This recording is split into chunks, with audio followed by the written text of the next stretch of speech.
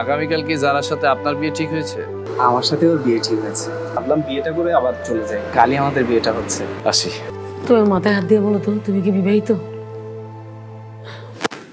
সত্যি তুমি বিয়ে করে ফেলছো? তোর বউ আছে? তোমার বউ নাকি প্রেগনেন্ট? কয় মাস? আন্টি, আমি যা বলার আপনার মেয়েকে আর আঙ্কেলকে বলেছি, আর সামনে কি হবে সেটা শীঘ্রই আপনি দেখতে পারবেন। তোমার নাকি বউ আছে, তুমি নাকি বিয়ে করছো, তুমি নাকি বিবাহিত?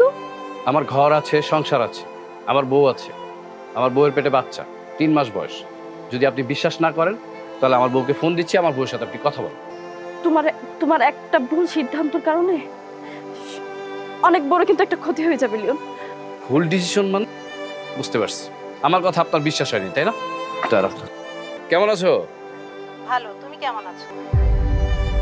এইবার বিশ্বাস হয়েছে আপনার? এইবারও যদি আপনার বিশ্বাস না হয় তাহলে আমার কিছু করার নেই।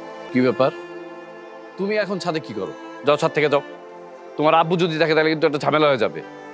আর তুমি না আমার এরকম আর মানসিক প্রেশার দিও না প্লিজ। লিওন, কালকে আমার জন্মদিন।